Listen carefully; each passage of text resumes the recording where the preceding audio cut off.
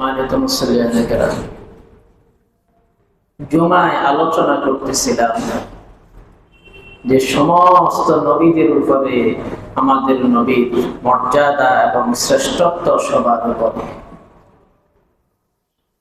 অনেকগুলি উদাহরণ আপনাদের সামনে পেশ করেছি আয়াত দিয়ে। সিরাতের কিতাবের ভিতরে এসেছে যে রাসূলুল্লাহ সাল্লাল্লাহু আলাইহি ওয়াসাল্লামের আম্মা জান যখন ওনাকে প্রসব করেছেন তখন কোনো ধরনের কোনো প্রসব বেদনা হয় নাই।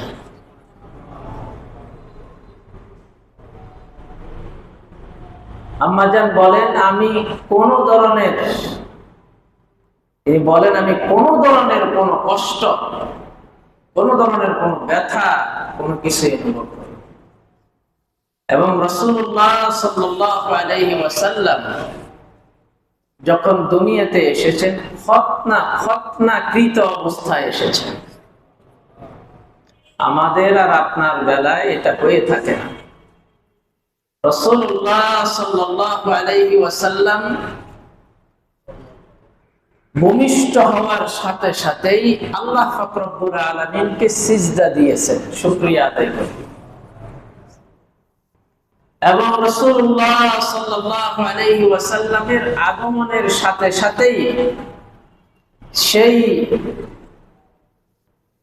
পারস্যের রোমের যে অগ্নিকুণ্ড ছিল, 1000 বছর ধরে তারা যেটা জ্বালিয়ে রেখেছে, তারা অগ্নি পূজা করত, সেটা সাথে সাথে নিভে গিয়েছিল। রাসূলুল্লাহ সাল্লাল্লাহু আলাইহি ওয়াসাল্লামের আগমনের সাথে সাথে কাবা ঘরে যে মূর্তিগুলো রাখা ছিল ওগুলোই আল্লাহ তাআলাকে সিজদা করেছে। এইভাবে সিরাতের কিতাবের ভিতরে আল্লাহর নবীর আগমনের সাথে সাথেই অনেকগুলি ঘটনা টেনে আনা হয়েছে, যেগুলির মাধ্যমে প্রমাণিত হয় যে রাসূলুল্লাহ সাল্লাল্লাহু আলাইহি ওয়াসাল্লামের মর্যাদা এবং শ্রেষ্ঠত্ব। অন্য কোন নবীর বেলায়, অন্য কোন নবীর জন্মের বেলায় এই ধরনের ঘটনাগুলি সংঘটিত হয়। আল্লাহ পাক রব্বুল আলামিন নবীজিকে পাঠাইয়া আমাদের প্রতি বড় অনুগ্রহ করেছেন।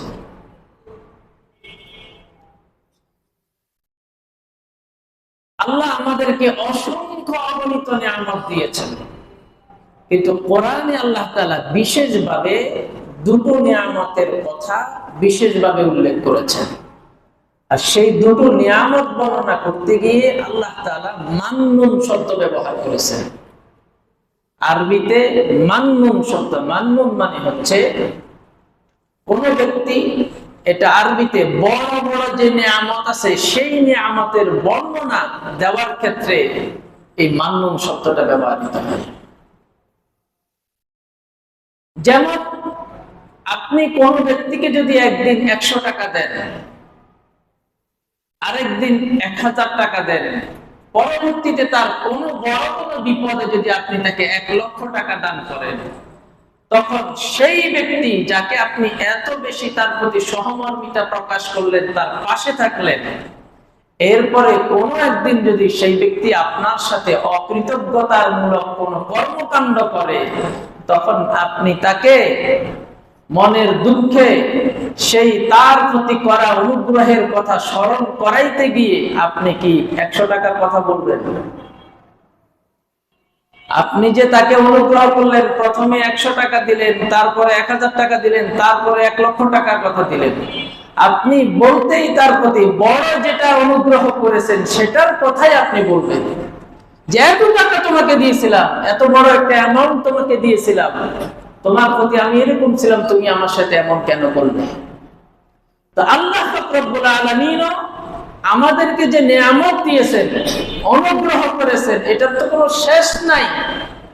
কিন্তু যখন অনুগ্রহের কথা স্মরণ করাইলেন, তখন বড় দুটো অনুগ্রহের কথা বিশেষভাবে আমাদেরকে স্মরণ করিয়ে দিচ্ছেন। এর ভিতর একটা অনুগ্রহ হলো আমাদেরকে ঈমানের নিয়ামত আল্লাহ তাআলা দান করেছেন। আমরা মুসলমানের ঘরে জন্মগ্রহণ করেছি, বাবাকে মুসলিম পেয়েছি, মাকে মুসলিম পেয়েছি এবং ঈমান সহজে আমরা গ্রহণ করেছি, আমাদেরকে আমাদের বাবা মা ঈমানের বিষয়াদি শিক্ষা দিয়েছেন, তো এটার ক্ষেত্রে আল্লাহ পাক রব্বুল আলামিন এই ঈমান সবচাইতে বড় অনুগ্রহ, ঈমান মুসলিম হওয়াটা বড় অনুগ্রহ, আপনাকে মুসলমান হওয়ার তৌফিক দেওয়াটা এটা বড় একটা অনুগ্রহ। এটাকে আল্লাহ পাক রব্বুল আলামিন কোরআনুল কারীমের ভিতরে এটাকে উল্লেখ করেছেন। يمنون عليك أن أسلموا قل لا تمنوا علي إسلامكم بل الله يمن عليكم أن هداكم للإيمان إن كنتم صادقين। আল্লাহ বলেন, হে নবী, কিছু মানুষ আছে ইসলাম গ্রহণ করে তারা মনে করে যে আপনার প্রতি তারা অনুগ্রহ করেছে, বরং বালিল্লাহু ইয়ামুন্নু আলাইকুম, আপনি তাদেরকে বলে দেন আল্লাহ তোমাদেরকে ইসলামের ভিতরে প্রবেশ করাইয়া তোমাদের প্রতি আল্লাহ অনুগ্রহ করেছেন, তোমরা মুসলিম হয়ে নবীর প্রতি অনুগ্রহ করো নাই। তো মুসলমান হতে পারা এটা আমাদের জন্য বড় একটা নিয়ামত। আল্লাহ তাআলা আমাদেরকে এই নিয়ামতের কথা স্মরণ করিয়ে দিলেন। মসজিদে আসার পরে 100 টাকা দিলেন, মসজিদের প্রতি অনুগ্রহ করেন না, বরং 100 টাকা দিতে পেরে আপনি অনুগ্রহ প্রাপ্ত হয়েছেন। বিষয়টা এমন, মুসলিম হতে পেরে আপনি অনুগ্রহ প্রাপ্ত হয়েছেন। তারপরে আল্লাহ রাব্বুল আলামিন দ্বিতীয় নিয়ামতের কথা স্মরণ করিয়ে দিচ্ছেন। لقد من الله على المؤمنين إذ بعث فيهم رسولا من أنفسهم يتلو عليهم آياته ويزكيهم ويعلمهم الكتاب والحكمة। الله বলেন যে আমি মুমিনদের প্রতি অনুগ্রহ করেছি। লাকাদ মান্নাল্লাহু আলাল মুমিনিন ইয বাআসা ফীহিম রাসূলাম মিন আনফুসিহিম, যখন তাদের নিজেদের মধ্য থেকেই তাদের মধ্যে একজন রাসূল প্রেরণ করলাম, যিনি তাদেরকে কিতাবের আয়াত পাঠ করে শোনান, তাদেরকে হিকমত শিক্ষা দেন, তাদেরকে আত্মশুদ্ধি করেন। তো রাসূলুল্লাহকে আমাদের প্রতি পাঠিয়ে আল্লাহ তাআলা আমাদের প্রতি বিশেষভাবে অনুগ্রহ করেছেন। আমরা রাসূলের উম্মত হতে পেরেছি, এটা আমাদের জন্য বড় অনুগ্রহের একটা বিষয়। আমরা অনুগ্রহ প্রাপ্ত হয়েছি, এতে রাসূলুল্লাহ সাল্লাল্লাহু আলাইহি ওয়াসাল্লামের শ্রেষ্ঠত্ব আমাদের কাছে প্রকাশ পেয়েছে। এজন্য রাসূলের উম্মত হতে পেরে আপনি ধন্য, আপনি মুসলিম হতে পেরে আপনি ধন্য, এটা যাতে আপনার মনে থাকে। এত বড় অনুগ্রহ, এত বড় দান আল্লাহর পক্ষ থেকে নবীজিকে অনুগ্রহ হিসেবে পাওয়ার পরে সেই নবীকে আমাদের কদর করার দরকার আছে না? তো কদর কিভাবে করবেন? আল্লাহ বলেন, وما كان لمؤمن ولا مؤمنة إذا قضى الله ورسوله أمرا أن يكون لهم الخيرة من أمرهم। কোন মুমিন কোন মুমিনার জন্য উচিত নয়, আল্লাহ আল্লাহর রাসূল যখন কোন ফয়সালা দিবে সেই ফয়সালার ভিতরে নিজেদের ব্যক্তিগত মত থাকা, সিদ্ধান্ত থাকা, ব্যক্তিগত অভিব্যক্তি থাকা, ইচ্ছা থাকা, এটা উচিত নয়। স্বাধীনতা থাকা কোনোভাবে উচিত নয়। তো ওই যে বলেছিলাম, আপনার জীবনের শুরু থেকে মৃত্যু পর্যন্ত আল্লাহর নবী কিভাবে চলবেন একটা সীমারেখা টেনে দিয়েছেন, যে আপনার চলাটা এভাবে হবে, আপনার জিন্দেগি এভাবে হবে, নামাজ এভাবে হবে, রোজা এভাবে হবে, যাকাত এভাবে হবে, ব্যবসা এভাবে হবে, বাণিজ্য এভাবে হবে, পরিবার এভাবে হবে। সবকিছুর সীমারেখা টেনে দেওয়া, সবকিছুতেই আল্লাহ আল্লাহ রাসূলের সিদ্ধান্ত চূড়ান্ত। পরিবার এভাবে চালাইবা, স্ত্রীকে এভাবে চালাইবা, নিজের মেয়েকে এভাবে চালাইবা, ছেলে সন্তান এভাবে মানুষ করবা, সবকিছুতেই আল্লাহ আল্লাহ রাসূলের সিদ্ধান্ত। এরপরে যদি আমি আমার আল্লাহ রাসূলের সিদ্ধান্ত অনুযায়ী পরিবারকে না চালাই, নিজে না চলি, তখন আমি অন্য কোনো মত আর পথ গ্রহণ করে চলি, তো আল্লাহর নবীর সিদ্ধান্তের উপরে নিজের সিদ্ধান্তটাকেই অগ্রাধিকার দেওয়া হয়ে যায় না? এতে করে রাসূলুল্লাহকে কদর করা হয় না, মর্যাদা দেওয়া হয় না। রাসূলুল্লাহকে যদি আপনি মর্যাদা দিতে চান, তো আল্লাহ আল্লাহর রাসূলের সিদ্ধান্তের উপরে আপনার কোনো সিদ্ধান্ত থাকা উচিত নয়, এবং আল্লাহ আল্লাহ রাসূলের সিদ্ধান্তের উপরে আপনি মাথা নত করবেন। এটাই হলো রাসূলুল্লাহকে মর্যাদা দেওয়া, রাসূলুল্লাহকে রাসূলুল্লাহর আনুগত্য করা। নবী করিম সাল্লাল্লাহু আলাইহি ওয়াসাল্লামকে আল্লাহ পাক রব্বুল আলামিন মর্যাদায় শ্রেষ্ঠত্বে অনেক উপরে নিয়ে গিয়েছেন। তাবরানীর হাদিস 170 নম্বর হাদিস। قال رسول الله صلى الله عليه وسلم, রাসূলুল্লাহ সাল্লাল্লাহু আলাইহি ওয়াসাল্লাম বলেন, আনা কায়িদুল মুরসালিন, আমি সমস্ত নবীদের নেতা। সুবহানাল্লাহ, সমস্ত নবীদের আমি নেতা। ওয়ালা ফাখরা, এই যে আল্লাহ পাক রব্বুল আলামিন আমাকে সমস্ত নবীদের নেতা বানাইলেন, এই জন্য আমি কোনো অহংকার করি না। ওয়া আনা খাতামুন নবিয়্যিন, আমি সর্বশেষ নবী, আমার পরে আর কোন নবী আসবে না। ওয়ালা ফাখরা, এতে আমি কোনো অহংকার করি না। ওয়া আনা শাফিউন, কিয়ামতের ময়দানে আল্লাহ পাক রব্বুল আলামিন আমাকে সুপারিশ করার অনুমতি দিবেন, এবং ওয়া মুশাফফাউন, আমার সুপারিশ গ্রহণ করা হবে। ওয়ালা ফাখরা, এতে আমি কোনো অহংকার করি না। কিয়ামতের ময়দানে আর কোন নবীকে কি সুপারিশ করার অধিকার দেওয়া হবে? তো এতে কি প্রকাশ পায়? রাসূলুল্লাহর মর্যাদা এবং শ্রেষ্ঠত্ব প্রকাশ পায়। একমাত্র নবী, ইমামুল আম্বিয়া, সাইয়্যিদুল মুরসালিন, তিনি কিয়ামতের মাঠে ওনার উম্মতের জন্য সুপারিশ করার অধিকার পাবেন, আল্লাহ তাআলা ওনাকে দিবেন, ওনার শ্রেষ্ঠত্ব। বুখারী শরীফের 3535 নম্বর হাদিস। قال رسول الله صلى الله عليه وسلم, রাসূলুল্লাহ সাল্লাল্লাহু আলাইহি ওয়াসাল্লাম বলেন, ইন্না মাসালি ওয়া মাসালুল আম্বিয়াই মিন ক্বাবলি, আমার দৃষ্টান্ত আর আমার পূর্বের যারা নবী আছে তাদের দৃষ্টান্ত হলো এমন, কামাসালি রাজুলিন বানা বাইতান, যেমন একজন ব্যক্তি একটা ঘর নির্মাণ করেছে, ফাআজমালাহু ওয়া আহসানাহু, সেই ঘরটাকে অত্যন্ত সুন্দরভাবে নির্মাণ করেছে, এত চমৎকার করে ঘরটাকে বানিয়েছে, দৃষ্টিনন্দন করে বানিয়েছে। ইল্লা মাউযিআ লাবিনাতিন মিন জাওয়ায়া, এটা এত সুন্দর একটা ঘর, এত সুন্দর, দৃষ্টি পড়লেই মন কাড়ে, দৃষ্টিনন্দন, কিন্তু ওই ঘরের এক কোণে একটা ইট লাগানো হয় নাই, একটা ইট খালি। খেয়াল করেন, একটা ইট লাগানো হয় নাই, ওই ইটের জায়গাটা শূন্য রেখে দেওয়া হয়েছে, খালি রেখে দেওয়া হয়েছে। ফাজাআলান নাসু ইয়াতুফুনা বিহি, মানুষেরা আসে, আসার পরে ওই ঘরটা দেখে, দেখার পরে মন্তব্য করে, এত সুন্দর ঘর, এত চমৎকার করে বানানো হয়েছে। তারপরে তারা বলে যে হাল্লা ওয়াজাত হাযিহিল লাবিনা, এত সুন্দর ঘর, এত সুন্দর ঘর, কিন্তু এই জায়গাটার একটা ইট কেন খালি? ওই ইটটা লাগিয়ে দিলে ঘর আরো সুন্দর হবে নাকি সুন্দর কমবে? আরো সুন্দর হবে। তো এই জায়গাটা কেন খালি মানুষ বলাবলি করে? রাসূলুল্লাহ সাল্লাল্লাহু আলাইহি ওয়াসাল্লাম বলেন, আনাল লাবিনা, আমি হলাম ওই ইট, ওয়া আনা খাতামুন নবিয়্যিন, আমাকে প্রেরণের মধ্য দিয়ে ওই ঘরের ইটটাকে লাগিয়ে দিয়ে শূন্যতাকে পরিপূর্ণ করে দেওয়া হয়েছে। আমার পরে আর কোনো নবী আসবে না।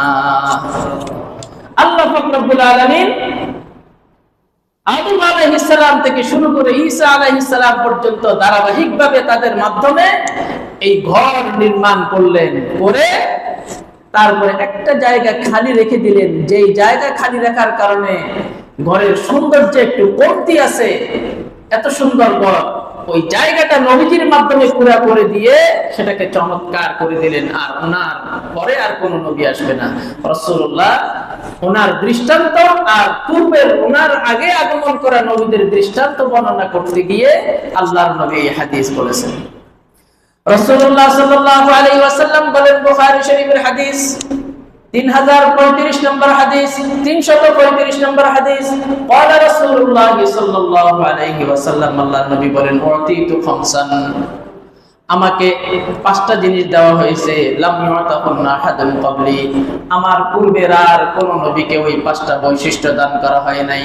তার মধ্যে 1 নাম্বার হলো নুসিরতু বির-রু'বি, আমাকে ভয় দেওয়া হয়েছে। ভয় মানে হলো আমাকে এমন একটা ব্যক্তিত্ব দেওয়া হয়েছে, এমন একটা গাম্ভীর্য দেওয়া হয়েছে, আমার ভিতরে এমন একটা ব্যক্তিত্ব দেওয়া হয়েছে, যদি আমি পথের মধ্যে থাকি, যদি আমি 1 মাস দূরত্বের পথের মধ্যে থাকি, আর 1 মাস দূরত্বের ওই শেষ মাথায় কোনো কাফের বেঈমান থাকে, সে যদি জানতে পারে এই পথে নবীজি আছে, তো তার মনের ভিতরে ভয়ে সে কাঁপতে শুরু করে দেয়।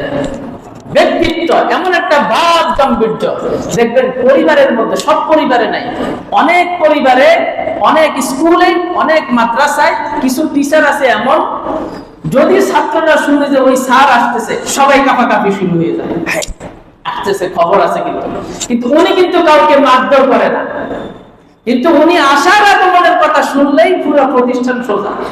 তো রাসূলুল্লাহকে আল্লাহ তাআলা এমন একটা বৈশিষ্ট্য দিয়েছেন, এমন একটা ভাব গাম্ভীর্য দিয়েছেন, যে বেঈমানরা শুনলেই যে রাসূলুল্লাহ এই পথে আছে, তখন তাদের ভিতরে একটা ভয় ঢুকে যেত, তারা রাসূলুল্লাহর ব্যাপারে মনের মধ্যে একটা ভয় লালন করত। আল্লাহ তাআলা এই বৈশিষ্ট্য ওনাকে দিয়েছেন। তারপরে আল্লাহ রাসূলুল্লাহ সাল্লাল্লাহু আলাইহি ওয়াসাল্লাম বলেন, জুইলাত লিয়াল আরদু মাসজিদান ওয়া তাহুরা, পৃথিবীর সমস্ত নবী এবং তার উম্মতদের জন্য ইবাদত করার নির্দিষ্ট একটা জায়গা ছিল, ওই নির্দিষ্ট জায়গাতে ইবাদত করতে হবে। আল্লাহর নবী বলেন, আমার জন্য আর আমার উম্মতের জন্য সারা দুনিয়াটাকে মসজিদ বানিয়ে দেওয়া হয়েছে। সারা দুনিয়াকে মসজিদ বানিয়ে দেওয়া হয়েছে, যেখানে ইচ্ছা সেখানে নামাজের সময় হলে আল্লাহু আকবার বলে দাঁড়িয়ে নামাজ পড়তে পারবে। পুরা দুনিয়াটাকে মসজিদ বানিয়ে দেওয়া হয়েছে। শুধু এতটুকুতেই সীমাবদ্ধ নয়, এবং সারা পৃথিবীর মাটিকে আল্লাহ তাআলা এমন ভাবে উম্মতের জন্য করে দিয়েছেন যে পানি যদি না থাকে তখন ওই মাটি দিয়ে ডলা দিলেই পবিত্র হয়ে যাবে। পূর্বের কোনো উম্মতকে দেওয়া হয় না, এটা আমাদের নবীজির আলাদা স্পেশাল বৈশিষ্ট্য। এরপরে রাসূলুল্লাহ সাল্লাল্লাহু আলাইহি ওয়াসাল্লাম বলেন, উহিল্লাত লিয়াল গনাইম, গনিমতের মাল আমার জন্য হালাল করে দেওয়া হয়েছে। মানে যুদ্ধে বেঈমানদের সাথে যুদ্ধ করলে যেই সম্পদগুলি পাওয়া যায় এগুলিকে বলা হয় গনিমতের মাল। পূর্বের কোন নবীর জন্য এটাকে হালাল করা হয় নাই, আমার জন্য হালাল করে দেওয়া হয়েছে। উতিতু শাফাআ, আমাকে শাফাআত করার অধিকার দেওয়া হয়েছে, অন্য কোন নবীকে অধিকার দেওয়া হয় নাই। ওয়ালাম ইউবাস, ওয়াকানা নবী সাল্লাল্লাহু আলাইহি ওয়াসাল্লাম ইউবাসু ইলা কওমিহি, পৃথিবীর যারা নবী আছে তারা একটা নির্দিষ্ট গোষ্ঠীর কাছে প্রেরিত হতেন, আর ওয়াবুইস্তু ইলান নাসি আম্মাতান, আমি সারা পৃথিবীর মানুষের কাছে প্রেরিত হয়েছি। আমি বিশ্ব নবী, কোন অঞ্চল ভিত্তিক, কোন এলাকা ভিত্তিক, কোন দেশ ভিত্তিক আমি নবী না, আমি সারা পৃথিবীর সমস্ত মানুষের আমি নবী। এটা আমার স্পেশাল বৈশিষ্ট্য। রাসূলুল্লাহ সাল্লাল্লাহু আলাইহি ওয়াসাল্লামের নামের দিক থেকেও তিনি শ্রেষ্ঠ। তিরমিজির বর্ণনায় এসেছে, ক্বালা রাসূলুল্লাহ সাল্লাল্লাহু আলাইহি ওয়াসাল্লাম, ইন্নালি আসমান, আমার কতিপয় নাম রয়েছে, এর মধ্যে একটা নাম হলো আনা আহমদ, আমি আহমদ। তারপরে হলো আনা মুহাম্মদ, আমি মুহাম্মদ। তারপরে হলো আনাল মাহি, আমি নিশ্চিহ্নকারী। কি নিশ্চিহ্নকারী? আল্লাযী ইয়ামহুল্লাহু বিহি আল কুফরা, আমার মাধ্যমে আল্লাহ পাক রব্বুল আলামিন কুফরিকে নিশ্চিহ্ন করে দিয়েছেন। ওয়া আনাল হাশিম, আমি একত্রিতকারী। কিয়ামতের ময়দানে সকলের আগে আমাকে আল্লাহ পাক রব্বুল আলামিন জাগ্রত উত্থিত করবেন, সকলের আগে আমাকে উত্থিত করবেন। ওয়া আনাল আকিব, আমি পশ্চাতে আগমনকারী। তার মানে ওয়া আনাল আকিবু আল্লাযী লা নাবিয়্যা বা'দাহু, আমি সর্বশেষ আগমনকারী, আমার পরে আর কোনো নবী আসবে না। বংশের ক্ষেত্রে নবী শ্রেষ্ঠ। তিরমিজির বর্ণনায় এসেছে, ক্বালা রাসূলুল্লাহ সাল্লাল্লাহু আলাইহি ওয়াসাল্লাম, আল্লাহর নবী বলেন যে ইন্নাল্লাহ আস্তাফা কেনানা, আল্লাহ পাক রব্বুল আলামিন কেনানা নবীজির বংশের একজন পূর্বপুরুষ কেনানা। ওই কেনানাকে মিন উলদি ইসমাঈল, ইসমাঈলের বংশ থেকে চয়েস করে নির্বাচন করে আল্লাহ তাআলা নিয়েছেন। তারপর ওয়াস্তাফা কুরাইশান মিন কেনানা, তারপরে আল্লাহ পাক রব্বুল আলামিন কুরাইশ কেনানা থেকে কুরাইশ বংশকে বেছে নিয়েছেন। প্রথমে ইসমাঈলের বংশ থেকে সন্তানদের থেকে কেনানাকে বেছে নিয়েছেন, কেনানা থেকে আবার কুরাইশ বংশকে বেছে নিয়েছেন। ওয়াস্তাফা মিন কুরাইশিন বনি হাশিম, তারপরে কুরাইশ বংশ থেকে বনি হাশিম গোত্রকে বেছে নিয়েছেন। ওয়াস্তাফানি মিন বনি হাশিম, তারপর আল্লাহ তাআলা বনি হাশিম গোত্র থেকে আমাকে চয়েস করেছেন, মানে ওই গোত্রে আমাকে কি করেছেন আল্লাহ তাআলা পাঠিয়েছেন। এই গোত্রের নবীজির সিরাতের কিতাবে লেখা আছে, নবীজির বংশ পরিক্রমায় যারা আছে তাদের একজন পুরুষও কোনোদিন ব্যভিচারের সাথে জড়িত হন নাই, সিরাতের কিতাবে লেখা আছে। এমনকি আল্লাহর নবী পূর্বপুরুষ যে সিলসিলা ধারাবাহিকতা, এর মধ্যে একজন পুরুষও কোনোদিন মদ পান করেন নাই, একজন পুরুষও কোনোদিন অন্যায় করেন নাই। কারণ আল্লাহ পাক নবীজিকে যেই বংশ থেকে আনবেন, ওই বংশের ভিতরে ধারাবাহিক ওই পূর্বপুরুষগুলা সিরিয়াল ভাবে একজনকেও আল্লাহ তাআলা গুনাহের সাথে জড়িত করেন নাই। তারা সকলেই যদিও ইসলাম ধর্মে ছিলেন না, কিন্তু দুনিয়ার সমস্ত চরিত্রহীন কর্মকাণ্ড এগুলি থেকে ওনারা একদম পিওর ছিলেন। সুবহানাল্লাহ, এমন একটা বংশে আল্লাহ পাক রব্বুল আলামিন আমাদের নবীজিকে এনেছেন, রাসূলুল্লাহর শ্রেষ্ঠত্ব মর্যাদা। সিরাতের কিতাবের ভিতরে লেখা আছে যে আমাদের অবস্থা হচ্ছে, আমার আর আপনার অবস্থা হচ্ছে, মনে করেন আপনারা আমাকে চিনেন না, এখন আমার সাথে আপনারা মিশা শুরু করেছেন, আমার সাথে যত মিশবেন অত আমার দোষ বের হতে থাকবে, এটা হচ্ছে আমাদের অবস্থা, ঠিক কিনা? কিন্তু সিরাতের কিতাবে লেখা যে রাসূলুল্লাহর সাথে মানুষ যতই মিশত অত রাসূলুল্লাহর চরিত্রের সৌন্দর্যের প্রতি মানুষ মুগ্ধ হইতেই থাকে। আমাদের সাথে মিশে মানুষ বিরক্ত হয়, কারণ আমাদের দোষ ত্রুটি পায়। আর নবীজির সাথে যখন কেউ মিশত, কথা বলতো, বসতো, কোনো দোষ ত্রুটি প্রকাশ পেত না, বরং গুণ আর গুণ, মানুষ শুধু মুগ্ধ হতেই থাকতো।